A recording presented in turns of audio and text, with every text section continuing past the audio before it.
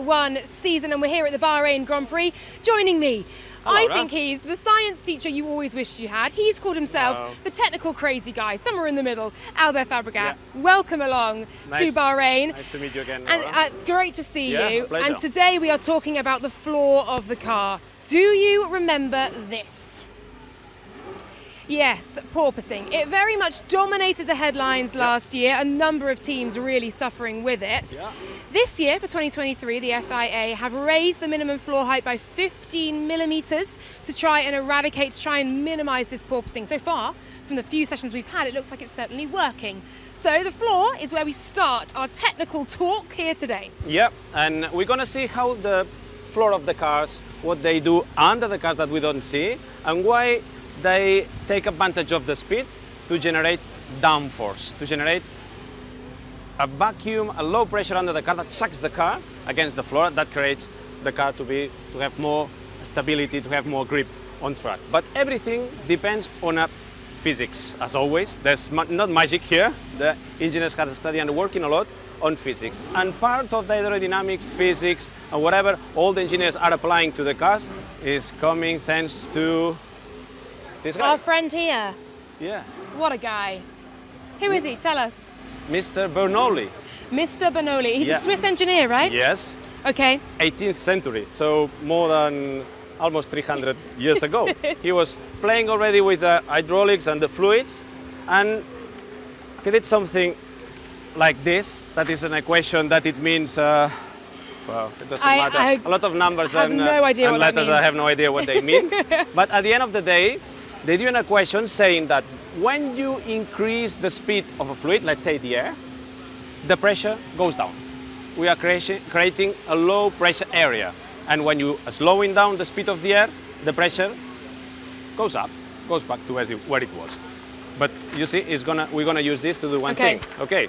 Now, what do you think that will happen if I blow air on the top of the paper? Surely, if you blow air on top, you're blowing it down. Down. He's not happy with that. He disagrees with me. Let's try. I was never very good at physics or maths. It's a little bit windy, so it's going to be difficult to try. But try and block it out. If I blow the air on top, so I increase the speed on top of the paper, it's going up. It raises up. It raises up because the pressure is going down. So we're creating a low pressure that is sucking the paper up. Look at that. That's amazing, isn't it? It's That's so the principle counterintuitive. of the Formula One. We can exactly. Go. It's the floor of the We car. can cancel all the wind tunnels and the CFD. That's it. We've solved it. There we go. But let's go and see what's going on under the floor of the cars. Here we are. That's a Mercedes last year floor. And we can see that these tunnels are just pushing the air out of the car. This is the front, this is the rear. And these tunnels are pushing the air out of the car. We don't want to talk about that. We are going to talk about all this area here, starting from the tunnels that we can see in front of the car that are pushing the air down under the car, a central area in the middle that more or less is flat but is lower, and from here onwards we have what we call the diffuser that is ramping up, so it's going practically more or less where it was. So what we do have here, let's take this picture from the Alpine. We have the air, the beginning of the floor with something like, if we could cut it something like this, flat area here, and then the diffuser going up to the rear end of the car.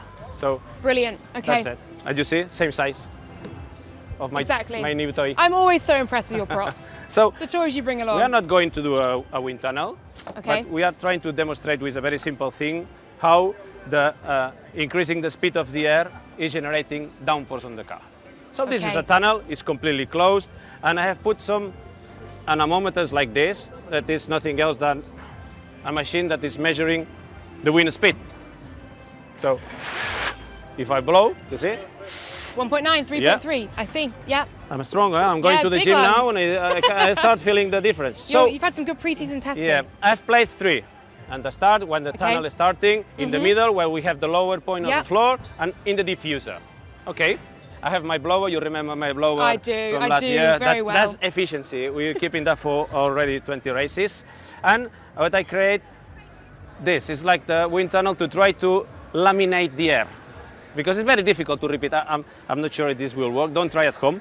But I'm trying to make as close as possible to a wind tunnel. And of course we have that blower. That Okay, it's switched on. Yeah. Here we go. We need to switch on the... Okay, so first of all, to see that the thing is working, I've put the floor practically more or less flat. Yeah. So the air is coming in and it's more or less, we are not excusing the air yet. Read the measures of the speed of the air now. 3.5 on here, 3.6, 4.6 here. So more or less, squeezed, more or less, yeah, but not that much yet. Yeah. And more or less 3.5. So back 1 to meter of, Yeah. per second, more or less, is quite similar. How can we measure if we start moving the floor, the right side of the floor, to speed the air? How can we measure if we are generating downforce? I'm sure you've got With this. something brilliant to show us. This is a pipe.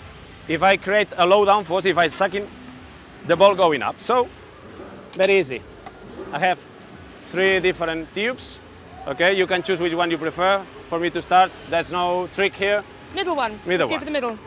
Put this in the middle, then I stick it in the middle next to the speed measure sensor. This one, front or rear? Front. Let's go front. Okay. Let's put it in the front. That's going to break soon. Okay. And the last one in the diffuser. Okay. Okay.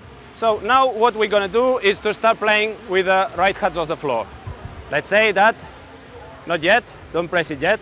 I'm going to try to go down with the floor in the middle and keeping the right heights of the entry.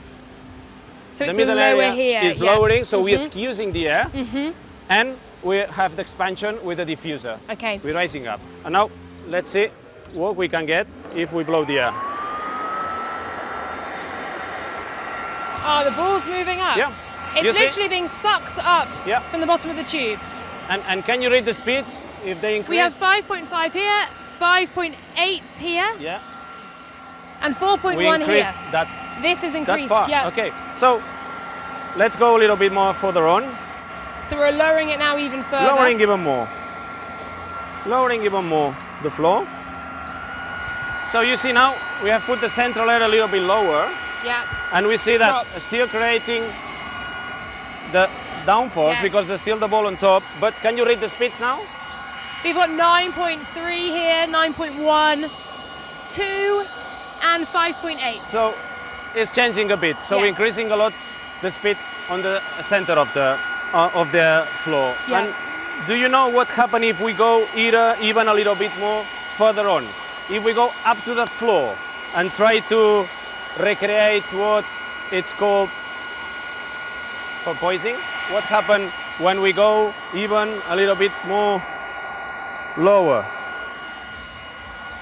I was going to say, it's going to collapse. That's It's what collapsed. we were seeing last year, and you can see the ball has It's dropped right to collapsed. the bottom. Yes, because you see, if we arrive a position Yeah, this one's now where we are collapsing the floor, Yeah. the downforce or the suction of the floor Lost. is going down.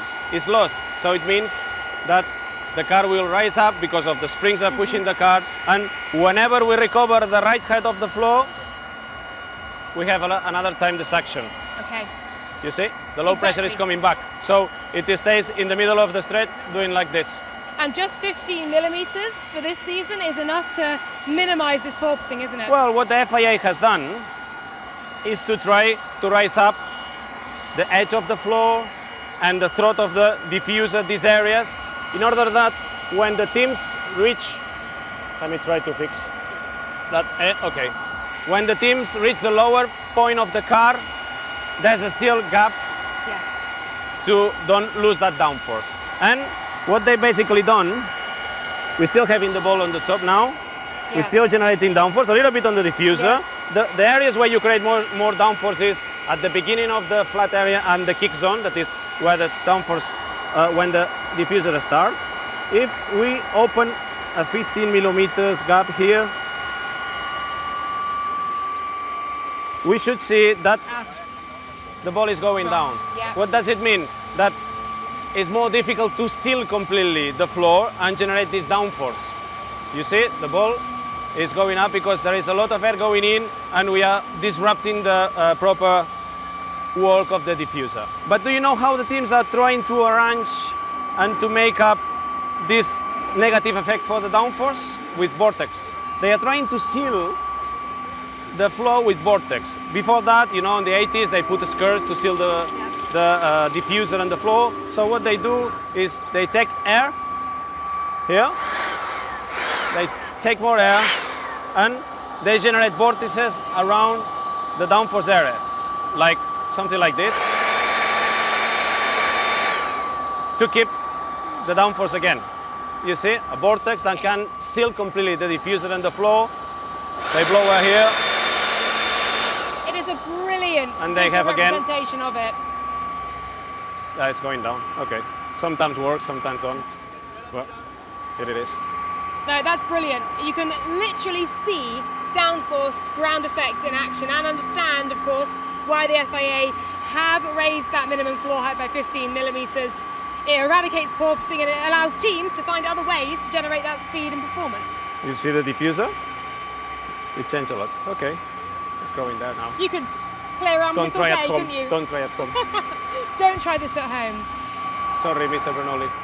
I'm sorry. Well, Albert, thank you so much. Thank it's you. brilliant to see it all in action. Sometimes works, sometimes 90% don't. But nice to see.